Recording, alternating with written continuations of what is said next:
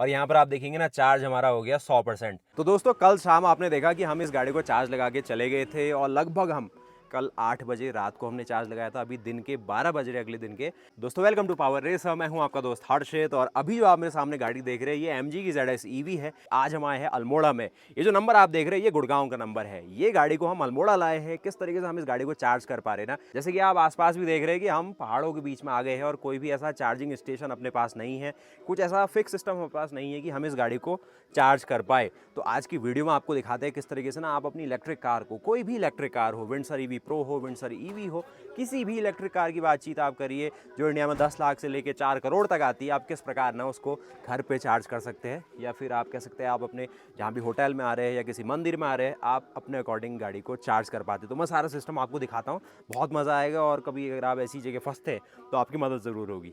अगर आप इस गाड़ी को ले रहे हैं या फिर पंच EV को लेंगे या विंडसर EV को लेंगे या विंडसर EV प्रो को लेंगे, उसके साथ आपको एक पोर्टेबल चार्जर मिलता है। अब वो चार्जर को यूज़ करना ना बड़ा ट्रिकी सा है, क्योंकि उसको आप लगाएंगे कहाँ। आप घर में तो लगा सकते हैं, उससे आपको 300 400 जैसी भी गाड़ी की स्पेसिफिकेशन है उसके अकॉर्डिंग रेंज वैल्यू मिल जाएगी। मैं आपको एक प्रैक्टिकल दिखाता हूँ किस तरीके से हमने यहाँ पे ना, आज हम अल्मोड़ा के टूर पे निकले हुए हैं। तो वहाँ पर बीच में हमें एक जगह मिली जहाँ पर हम इस गाड़ी को चार्ज कर रहे हैं। और ऐसी कुछ रोड थी जहाँ पर हमारा अभी गाड़ी का जो SOC है यानी कि स्टेट ऑफ चार्ज, वो आ गया 30% पे। अब 30% आ गया तो रेंज कितनी बचती है, लगभग बच जाएगी 60-70 किलोमीटर के आसपास। अगर हाईवे में चलोगे तो थोड़ा सा ना डाइसी मामला हो जाता है। और पहाड़ों में वैसे ही थोड़ा सा रेंज को लेके हम थोड़ा सा इलेक्ट्रिक गाड़ियों के साथ शंका में रहते हैं कि कभी जाम लग गया, कभी ख़राब रास्ता आ गया तो क्या करेंगे। तो मैं आपको समझाता हूँ किस तरीके से हमने ये जो पूरा ऑब्स्टेकल है ना उसको कवर अप करा। क्योंकि पहले तो ऐसी ऐसी जगह आपको पहाड़ों में मिलेंगी जहाँ पर आपका पूरा जो ड्राइविंग टेस्ट है वो पूरा हो जाएगा। आपको इतनी पतली सी जगह में गाड़ी को पार्क करना होगा। आप अगर उसको पार कर लेते हैं जिसमें आपकी गाड़ी कहीं से भी डैमेज ना हो, वो पहली कंडीशन है। फिर उसके बाद आपको चाहिए जो इसका चार्जर है वो अपने साथ हर वक्त मौजूद हो, जो कि नॉर्मली कुछ इस तरीके के बॉक्स के अंदर कंपनियां देती है। आज हम चला रहे हैं MG की ZS EV, उसके साथ एक प्रॉपर चार्जिंग सेटअप आता है जो कि फास्ट चार्जर है। 13 एम्पेयर की वो मैक्सिमम वैल्यू लेता है। तो उसके लिए आपको 16 एम्पेयर का प्लग चाहिए और अच्छी खासी ना एक पावर रेटिंग वाला प्लग चाहिए जो कि गाड़ी को अकॉर्डिंगली चार्ज कर पाए। यहाँ पर आपको 50.3 किलोवाट आवर की बैटरी मिलती है। अब अगर आप कंपटीशन में देखें तो बहुत सारी गाड़ियाँ हैं जिनकी अगर आप बैटरी कैपेसिटी देखें तो 50+ किलोवाट जा चुकी है। विंडसर EV प्रो की भी 50+ किलोवाट है। तो टाइमिंग यहाँ पर आपका 17 से लेके 20 घंटा लग सकता है अगर आप इस पोर्टेबल चार्जर से इसको चार्ज करते हैं। अगर आप 0 to 100 की बात करेंगे, वहीं अगर आप वैसे टॉप अप कर रहे हैं, पहाड़ों में चल रहे हैं 100-150 किलोमीटर अगर आप रोज़ चल रहे हैं, तो आपकी बैटरी परसेंटेज आ जाएगी 30% 35%। वहाँ पर भी आपको 12 घंटे के आसपास की वैल्यू लगेगी इसको दोबारा से 100% चार्ज करने में।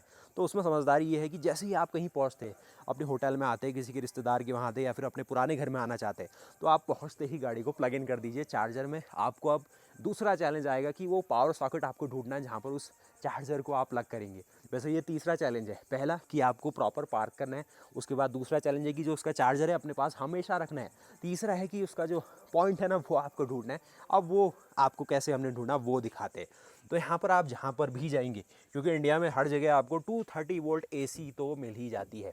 उसमें कंडीशन बस ये है कि वो अच्छे खासे एम्पियर रेटिंग के हिसाब से हो, लगभग 2.5 mm मोटा उसमें कॉपर वायर का यूज़ किया गया हो, यानी कि 2.5 mm स्क्वायर का आपको एक प्रॉपर कॉपर गेज का वायर यूज़ होता हुआ दिखे उसमें, या फिर 4 स्क्वायर mm एल्यूमिनियम केबल आप यूज़ कर सकते हैं मिनिमम, उससे ऊपर कितना भी चले जाइए। तो यहाँ पर देखिए हमने बहुत बढ़िया तरीके से गाड़ी को पार्क कर लिया। उसके अलावा यहाँ पर जो इसका ये पोर्टेबल चार्जर आता है वो आपको मैं यहाँ पर दिखा दूँ, जो कि MG को जिस प्रकार का ऑफ़र करती है, जिसमें आप देखेंगे जो मैक्सिमम करंट रेटिंग है आपको यहाँ पे 13 एम्प मेंशन होता हुआ दिखा है। और टाइमिंग मैंने बताया कि 0 to 100 होने में ये 17 से लेके 18 घंटे ले लेती है।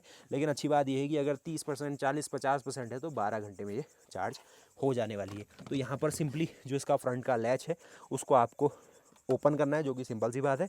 उसके बाद इस गन को आप प्लग इन कर लीजिए और आपके सामने इसके दूसरे पॉइंट पे आ जाने वाली है कुछ ऐसी वाली जो एक पावर सॉकेट वाली पिन यूनिट है। उसके बाद ऐसा कुछ आप एक्सटेंशन बना लीजिए।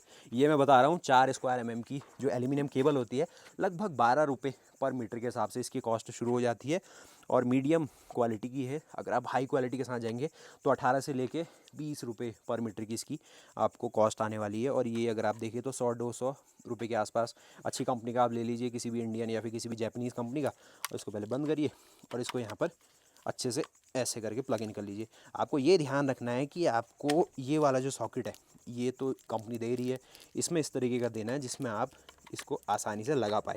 लेकिन आपको ध्यान ये रखना है कि जो आप उस तरफ लगाएंगे, यानी कि जहाँ पर आपको उसको इंस्टॉल करना है, वो आपको छोटी पिन वाला करना है। 3 पिन वाला ही करना है, लेकिन छोटी पिन वाला करना है, ताकि आप जो नॉर्मल 6 एम्पेयर वाला सॉकेट है ना, उसमें भी उसको लगा पाए। लॉन्ग रन के लिए वो रिकमेंडेड नहीं है, लेकिन इन केस ऑफ इमरजेंसी वो ज़्यादा आपको ऑप्शन मिलेंगे छोटी वाली प्लग को लगाने के। ये बड़े वाले के लिए थोड़े कम ऑप्शन रहते हैं इंडिया में, क्योंकि लोग थोड़ा कॉस्ट कटिंग करते हैं उन चीज़ों को लगाने में भी।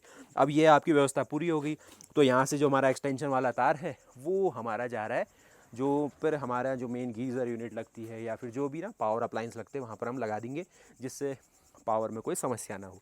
तो ये वायर हमने देखिए अच्छे से राउटिंग कर ली, और अंदर जहाँ भी हम उसको देना चाहते हैं वो अपना, हर किसी का इंटरनल मामला है, वो कहीं भी लगा सकते हैं। अब आपके पास चैलेंज रहा कि इसको, चौथा चैलेंज है कि इसको आप सेव कैसे करेंगे, क्योंकि ये भी चीज़ है, खर्चीली चीज़ है। कोई रात को अगर इसको यहाँ से काट के चले गया 2 पैसे कमाने के लिए, तो आपके लिए समस्या हो सकती है। तो आपको अब इसको सेव गार्ड करना है।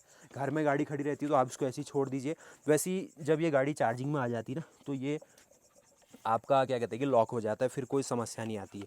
देखिए हम इसको यहाँ से ऑन भी कर देंगे, तो यहाँ पर ये आपका चार्जिंग में थोड़ी देर में आ जाएगी, जो कि हम अंदर से पावर सॉकेट ऑन करेंगे।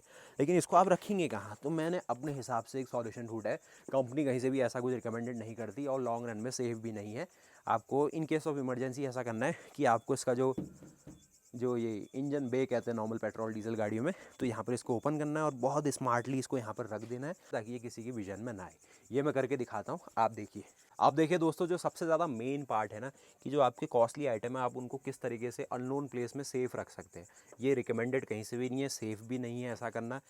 और in case of emergency, just to avoid theft, तब आपको ऐसी चीज़ करनी है ताकि आप गाड़ी को फ्री ऑफ माइंड होकर चार्ज कर पाए।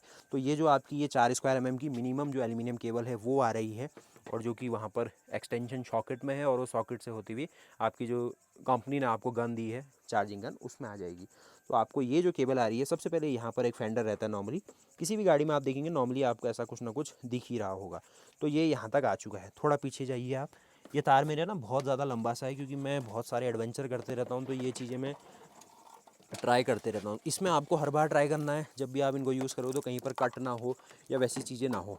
ये इन केस ऑफ इमरजेंसी ही आपको ऐसी चीज़ करनी है, और मैं इसको काफ़ी बार कर चुका हूँ, तो इसमें मुझे तक अभी कोई ऐसा चैलेंज आया नहीं, क्योंकि ये सारा जो इलेक्ट्रिकल कंपार्टमेंट वाला ही यूनिट है, तो इसमें इलेक्ट्रिकल चीज़ों को तो कोई समस्या होनी नहीं चाहिए। सिर्फ आपको ये ध्यान रखना है, जो रेडिएटर फ़ैन है या फिर जो आपका मेन कंडेंसर फ़ैन है, उसकी प्रॉक्सिमिटी में ये चीज़ें नहीं होनी चाहिए। इसको आप बड़ी सावधानी से यहाँ पर विदाउट एनी डैमेज इस तरीके से ऐसे कर दीजिए, और इसको पार्ट को भी आप ऐसे यहाँ पर ले आइए। तो देखिए ये सारी चीज़ें सेफगार्ड हो गई, कोई समस्या नहीं है। यहाँ से हमारा स्विच जो है वो ऑन है। अब हमें मेन वहाँ से सप्लाई देनी है, और हमारी चार्जिंग यहाँ पर शुरू हो जाएगी। एक बार चार्जिंग शुरू होगी तो ये गन अपनी पोजीशन में लॉक हो जाएगी, इसको कोई छोड़ नहीं सकता है, और इसको हम आराम से बंद कर देंगे। ज़्यादा प्रेशर से नहीं करेंगे, ईजिली करेंगे, ताकि ये चीज़ें डैमेज ना हो। ये चीज़ सिर्फ आपको इमरजेंसी में करनी है, डेली नहीं करनी है। लॉन्ग टर्म यूज़ करेंगे तो यहाँ पर कुछ ना कुछ वियर टेयर होकर आपका वायर डैमेज हो सकता है। जब घर में है तो निश्चिंत होकर छोड़िए अपनी एक्सटेंशन केबल्स और उन सबको, कोई कहीं नहीं ले जाएगा। बस यहाँ पर जो इन case of emergency unknown place में आप ये करिएगा, रोड साइड जब आप चार्जिंग कर होंगे, वो भी पोर्टेबल चार्जर से। और यहाँ पर आप देख रहे हैं जो हमारा मेन पावर सोर्स है, जहाँ से आपको पावर लेनी इन केस ऑफ इमरजेंसी आप घर में चार्ज कर रहे हैं। किस प्रकार से आपका कोई भी जो पावर अप्लायंस जहाँ पर आप लगाते हैं, वहाँ पर मैंने कहा कि जो छोटा 3 पिन वाला सॉकेट है ना, वो आपको लगाना है।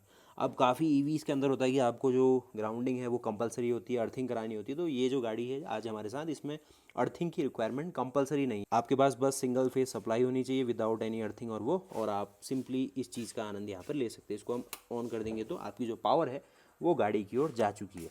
तो अब हम देखते हैं गाड़ी में किस प्रकार से चार्जिंग और वो सब चीज़ें चल रही है। और दोस्तों यहाँ पर फाइनली हमारा जो चार्जिंग सिस्टम है ना वो सक्सेस होता है, मतलब चार्जिंग शुरू हो गई है। इंडिकेशंस आप यहाँ पर देखेंगे, ग्रीन नियॉन इंडिकेशंस के साथ आपकी जो चार्जिंग है वो सफलता की ओर बढ़ रही है, और जो आपका आगे का सफ़र है ना वो बिल्कुल सुनिश्चित हो जाता है कि आप आगे का सफ़र कर पाएंगे। ये सारी चीज़ें आपको अपना जो एक स्टेट ऑफ माइंड है ना उसको बिल्कुल एक्टिव रहते हुए करनी है। जो ब्रांड ने आपसे कहा है, जो भी चीज़ें आपको बताई है कि ये इलेक्ट्रॉनिक गैजेट है, उसको उस तरीके से संभाल के, मतलब जो आपकी इन्फॉर्मेशन और जो आपकी नॉलेज है ना उसको सब चीज़ों को यूज़ करना है। ये जो सारा मैंने फ्रूगल चीज़ें यहाँ पर करी है वो ब्रांड कभी भी रिकमेंड नहीं करेगा, लेकिन आपको जब भी सेफ्टी और उन सब चीज़ों को इंश्योर करना है ना अपना, कि कहीं थेफ्ट ना हो, वो सब चीज़ें ना हो, वो चीज़ें आपको बचा के चलेंगे। बाकी ये तार और ये सब चीज़ें अभी सेफ कंडीशन में इस तरीके से आपको करना है कि जो मेटल टू मेटल है ये पिंच ना हो, और ज़्यादा से ज़्यादा जो प्लास्टिक कंपोनेंट है वहीं पर से उसको राउट करना है, या फिर ज़्यादा से ज़्यादा आप एक कॉटन क्लॉथ उसके ऊपर रख दीजिए जिससे ये ईज़िली आपका सेफ़ रहे। बाहर में छोड़ सकता था, लेकिन ये रोड साइड है, कोई भी आके कट करके चले जाएगा तो बड़ी समस्या सी हो जाएगी। तो ब्रिक को बचाना ज़रूरी है। अब इस चीज़ को किसी के लिए भी ले जाना प्रॉफिटेबल नहीं होगा तो वो उसमें हाथ भी नहीं डालेगा।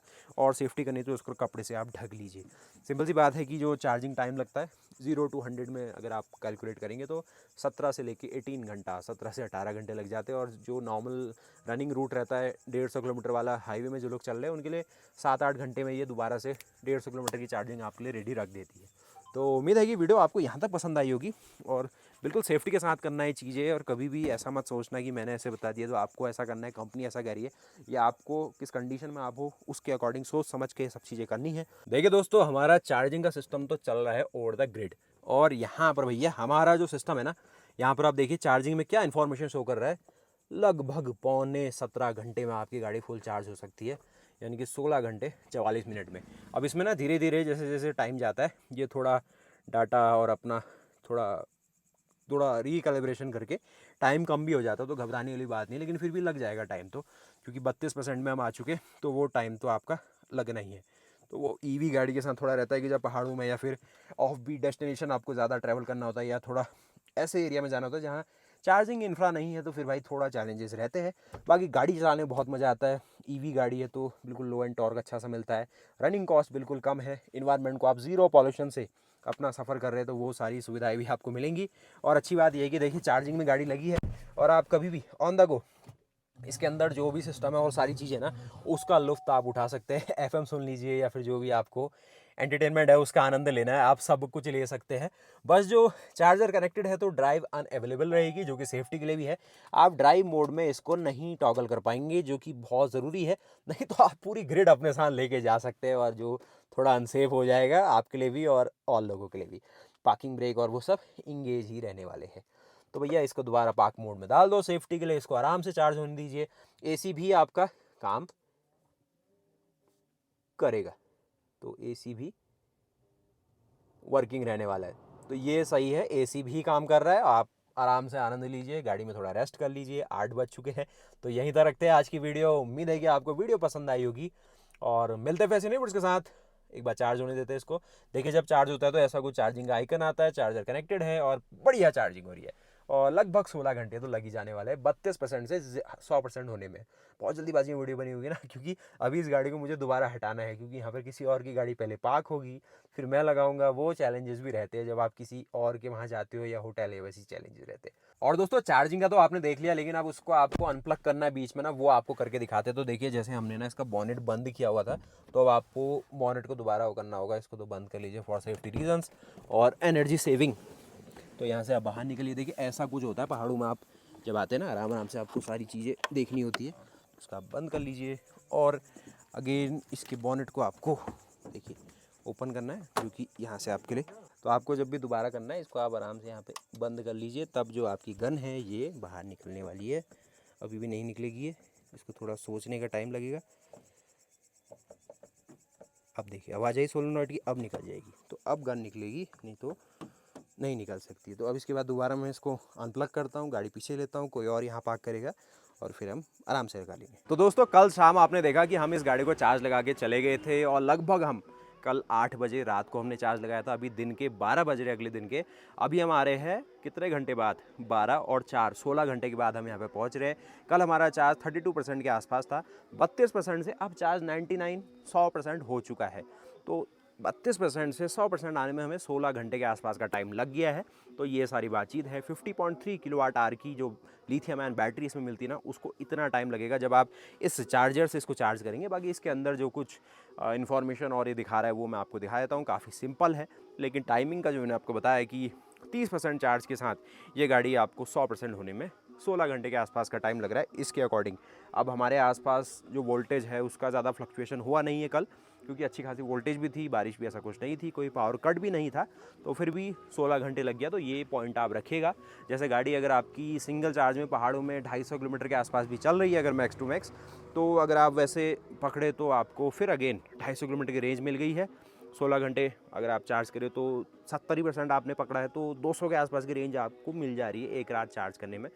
तो पहाड़ों में सफ़र करना इलेक्ट्रिक कार से थोड़ा टाइम कंज्यूमिंग तो है, थोड़ा टाइम तो आपका जाएगा, रात का ही वैसे टाइम लग रहा है, लेकिन फिर भी आपको थोड़ा ये प्लान करना है कि आप अगर स्टे कहीं ले रहे हैं तो उसके अकॉर्डिंग स्टे लेना है, और चेकआउट का टाइम, वो सब चीज़ें आप देख लीजिएगा। दोस्तों देखिए हम पहुंच चुके हैं आपकी MG ZS EV के अंदर, और यहाँ पर आप देखेंगे ना चार्ज हमारा हो गया 100%। देखिए ये गन्ना अभी नहीं निकलेगी, क्यों नहीं निकलेगी, क्योंकि ये अभी यहाँ से हमने कटआउट नहीं करा। इसको आप जैसे ही वहाँ से कटआउट कर देंगे तो ये गन निकल जाएगी। तो ये भी सेफ्टी फीचर है, ये तो अंदर से कटआउट करिए, यहाँ से कटआउट करिए तब गन निकले।